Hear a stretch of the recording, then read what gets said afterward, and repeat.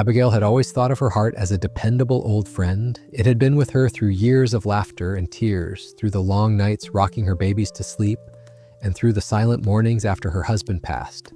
But lately, she had begun to notice it speaking to her in ways she hadn't heard before. A little thump when she climbed the stairs, a faint flutter as she bent down to pick something off the floor. It wasn't pain exactly, but it was enough to make her pause and wonder. One afternoon, she stood at the sink washing a small pile of dishes when it happened again. That gentle, unsettling flutter. She set the plate down and pressed a hand to her chest, not in fear, but in curiosity. At her next appointment, she mentioned it to Dr. Hughes, the physician who had known her for more than 20 years. He leaned back in his chair, steepling his fingers as he listened. "Your heart," he said softly, "is telling you it needs a bit of help. It's not broken, Abigail, but it's asking you to take better care of it." That night, she thought about what better care could mean. She'd seen enough of her friends wrestle with complicated diets and endless pills to know she didn't want to go down that road unless she had to. What she wanted was something simpler, something she could make a part of her life without turning it upside down. She remembered reading years ago about the Mediterranean diet, how people by the sea seemed to live longer, with fewer heart troubles, simply by eating what the water gave them. And that's when the thought came to her: sardines. She could still picture her father peeling back the lid of a tin, the way the oil would glisten in the afternoon light.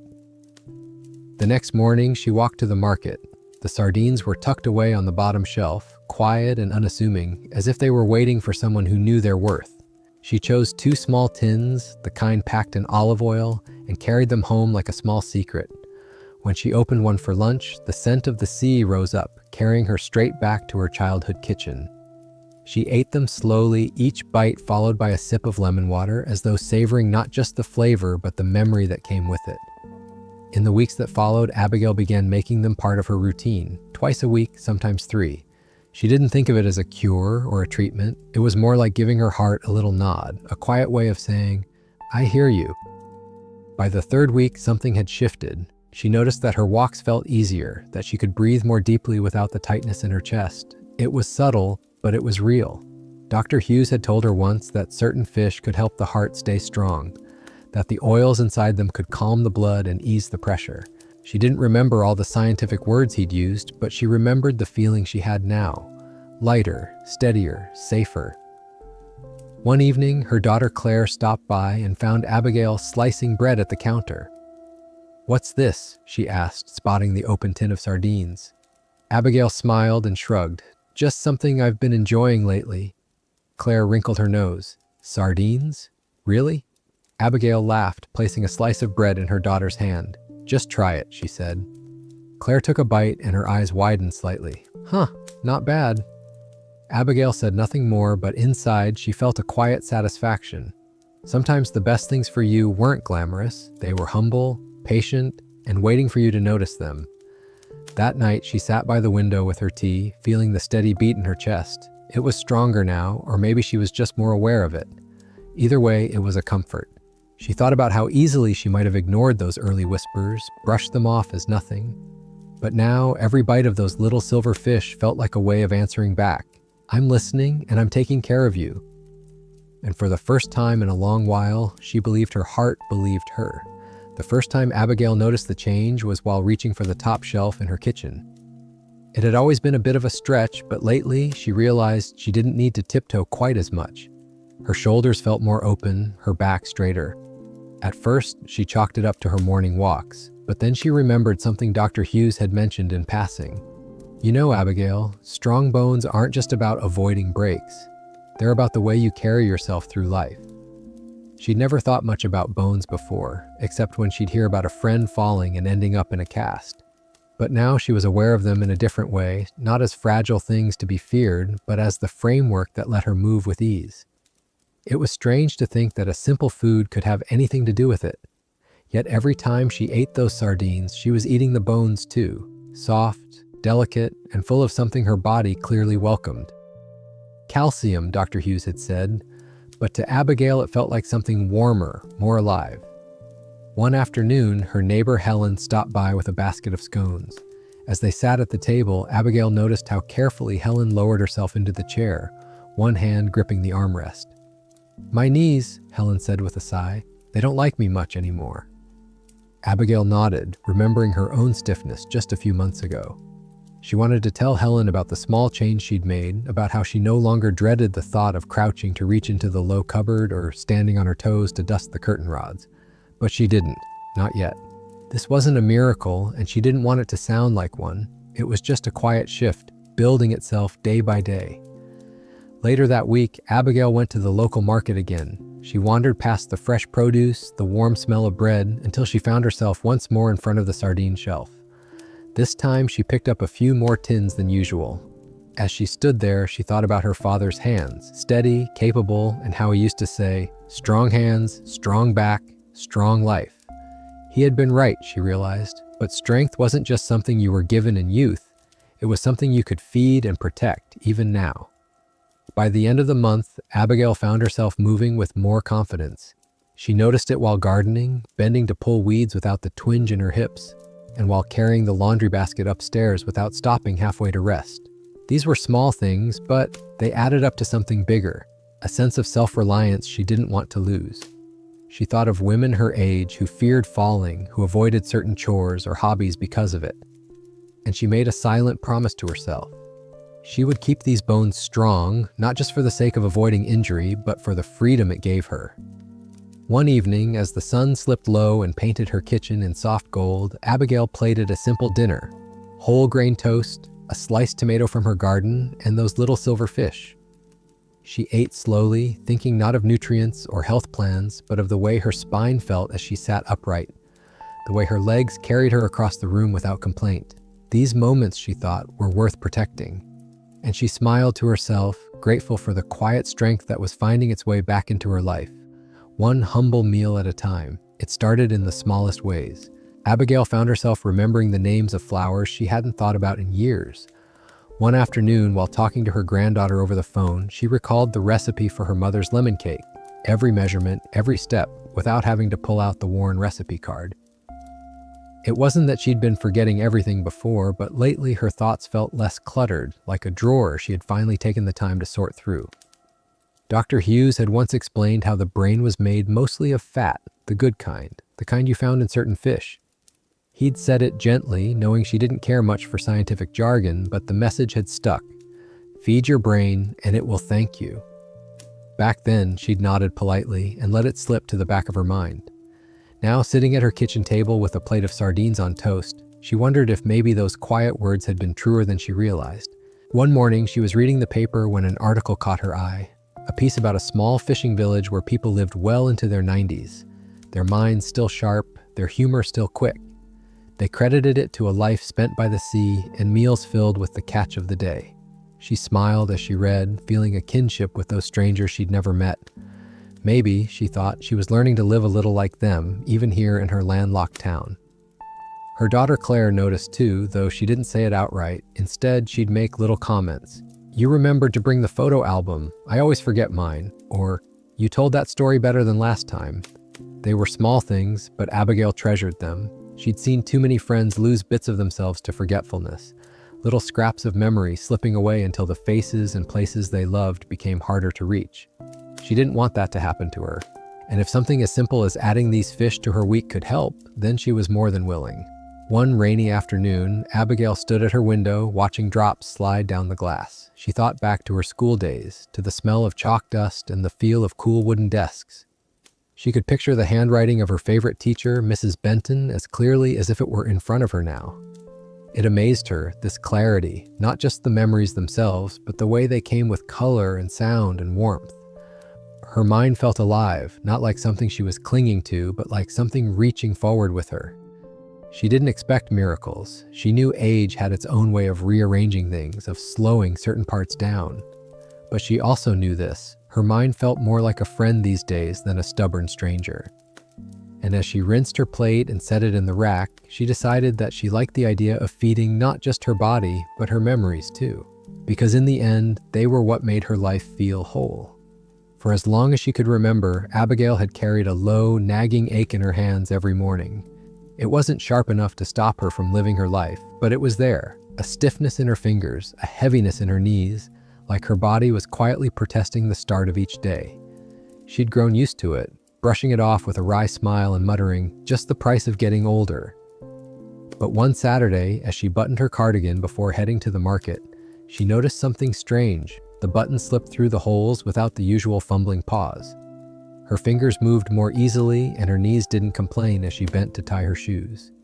She thought little of it at first, but as the day went on, the absence of that dull ache kept catching her attention, like an empty chair where someone had always sat. It was later that week during her evening tea that she mentioned it to Dr. Hughes. He listened with a knowing smile. "You'd be surprised, Abigail, how much of that stiffness is your body's way of telling you it's fighting little fires inside. The right foods can help put those fires out." She didn't need him to explain the science. She only needed to remember the way she'd been eating lately, those simple plates of sardines, with their rich oils and quiet, nourishing power.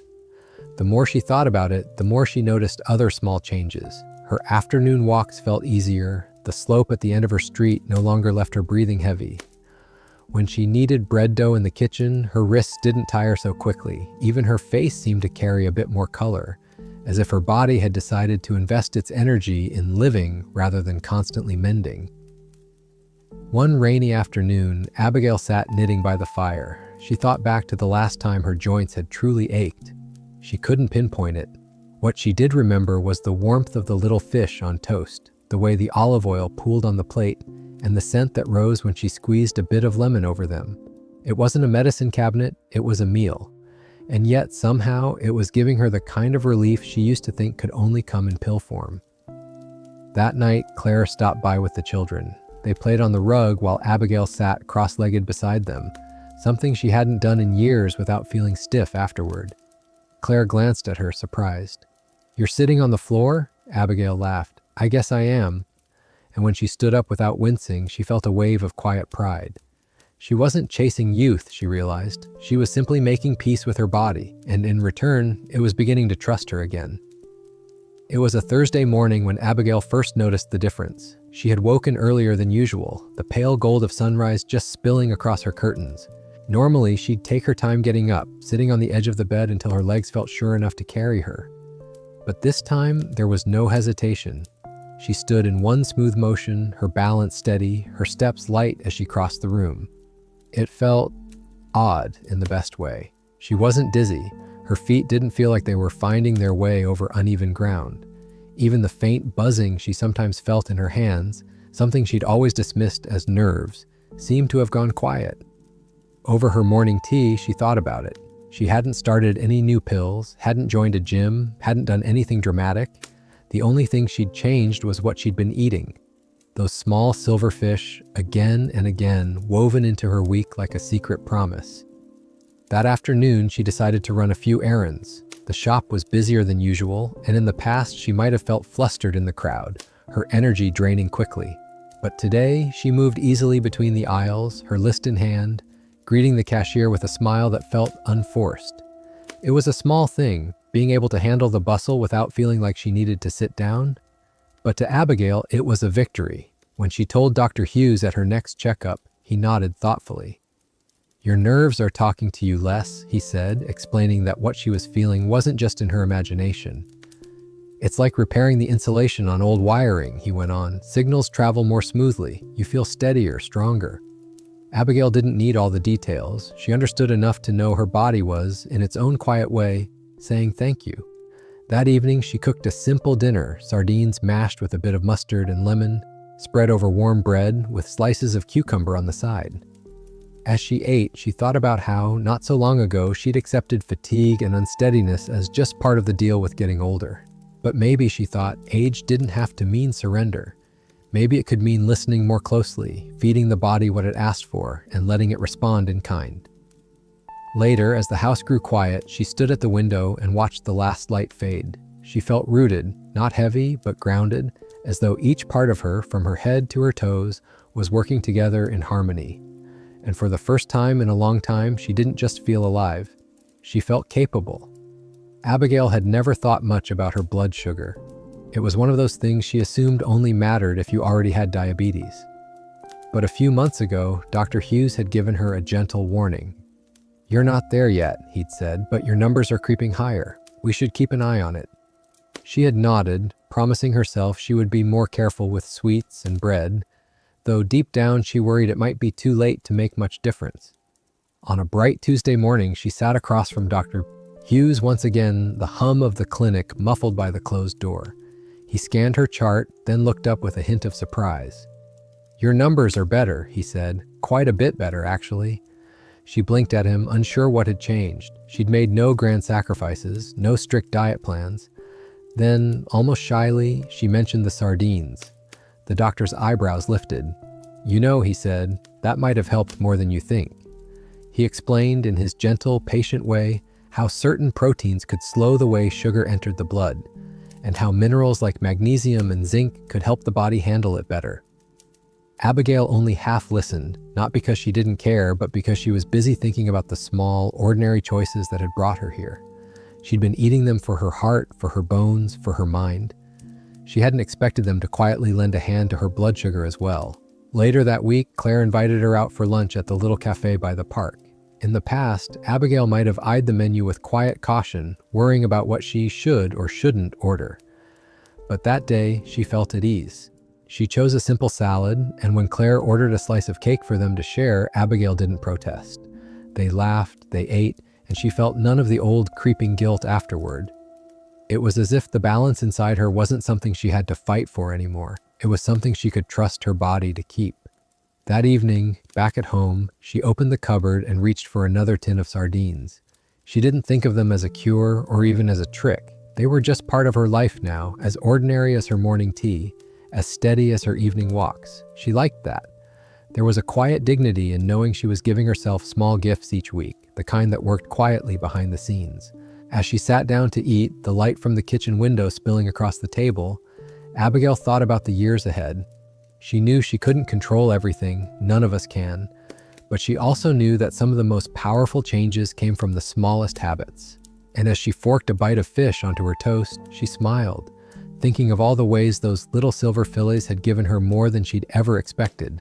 Steadier steps, sharper thoughts, stronger bones, a calmer heart, and perhaps, just perhaps, a sweeter balance in life.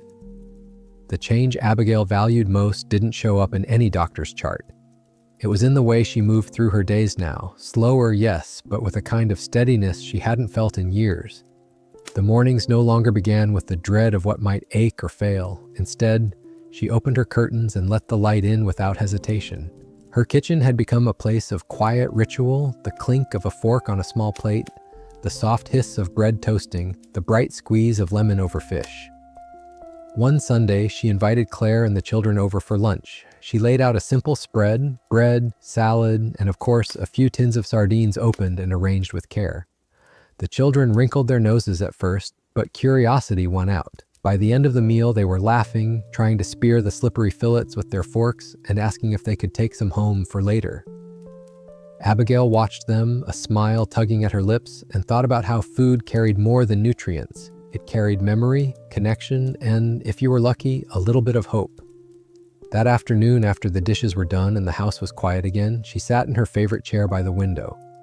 Outside, the wind moved gently through the trees, scattering leaves across the lawn.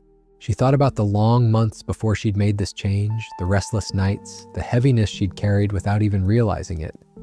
And she thought about now, about how a small, steady habit had become a bridge between who she had been and who she still wanted to be.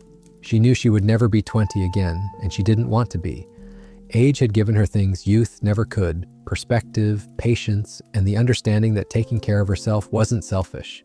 It was a kindness to everyone who loved her. Every tin of sardines she opened was a reminder that the simplest choices often have the most lasting impact. As the light outside began to fade, Abigail leaned back in her chair, her hands resting loosely in her lap. She felt her heart beat, strong, calm, unhurried, and she closed her eyes for a moment, letting the comfort of it sink in. In that stillness, she realized something. She hadn't just added a food to her diet. She had added a little more life to her years, and that, she thought, was the best gift of all.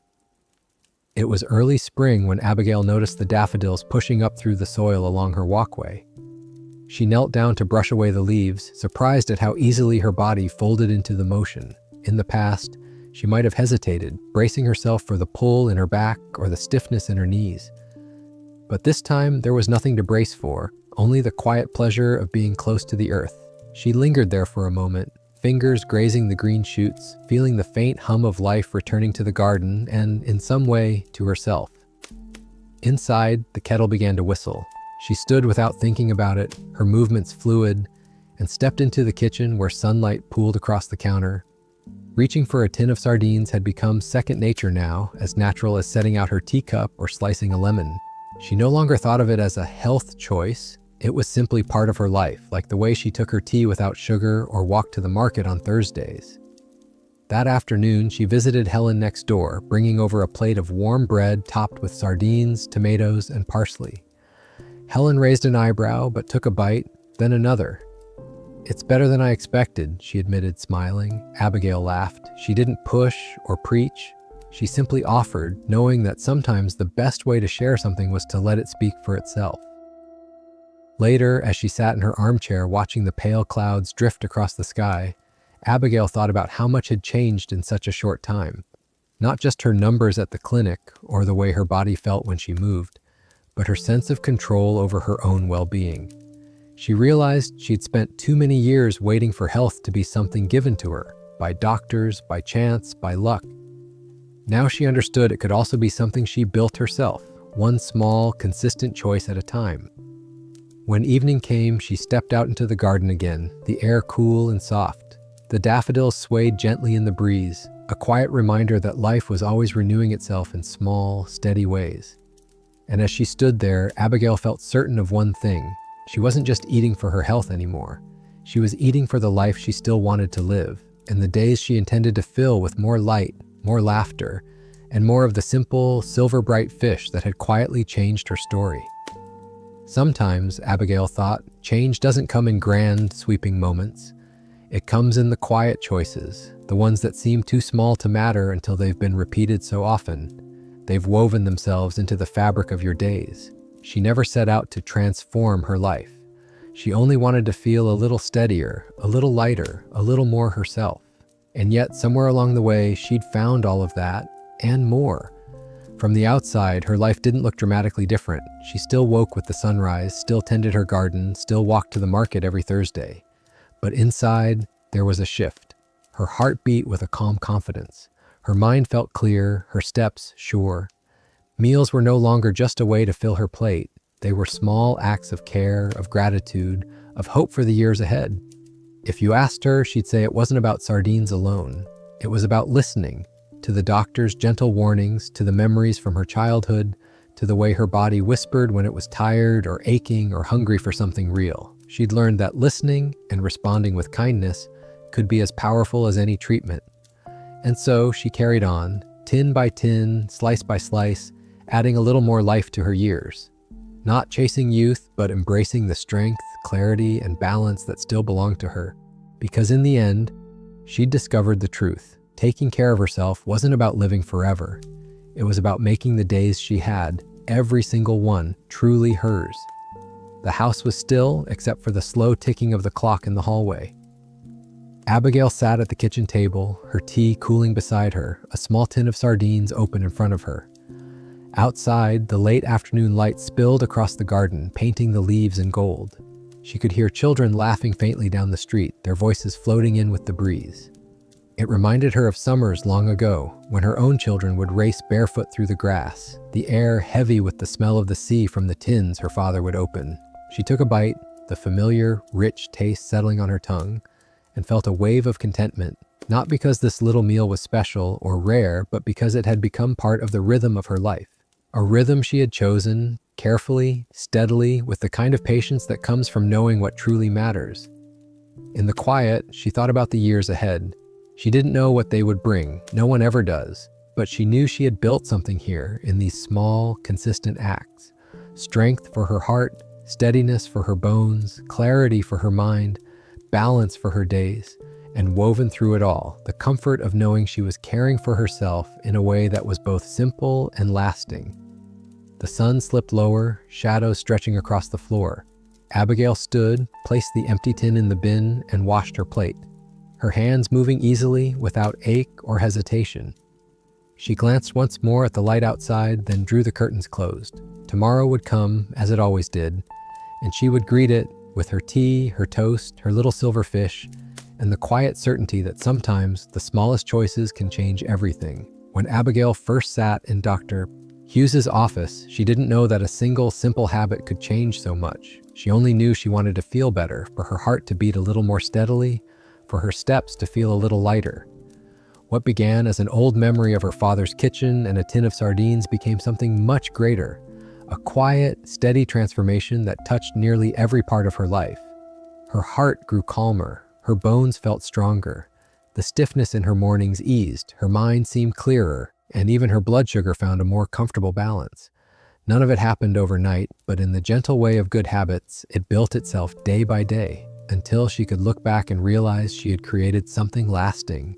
We often think change needs to be dramatic, a new program, a strict plan, a total overhaul.